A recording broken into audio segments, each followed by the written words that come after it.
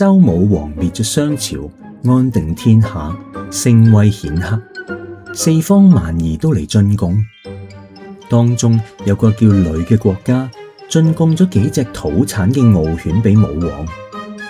周昭公害怕武王玩物喪志，就勸武王唔好只顧珍惜異物，要繼續謹慎言行，以盡安定國家同保護人民嘅責任。如果唔注意嘅話，最後就會連累全國，咁安定國家嘅大業就會功虧一簣。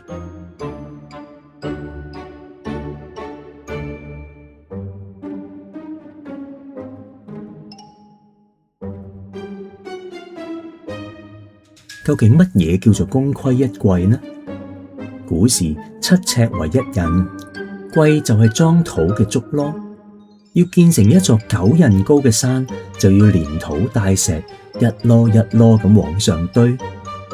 建山嘅人經過一番努力，既然已經堆到差唔多9仞高啦，咁只要再加一籮就能夠大功告成啦。但係如果建山嘅人冇堅持到底，到最後一刻唔肯繼續做而放棄，只差最後一籮泥土冇加上去，咁呢座山就冇辦法建成啦。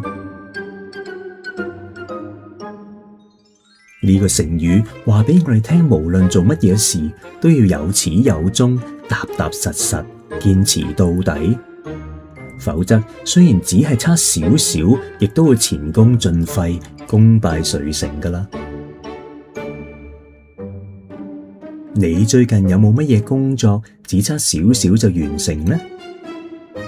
如果有嘅話，每當你想放棄嘅時候，就要記得呢一句成語，唔好功虧一簣啦。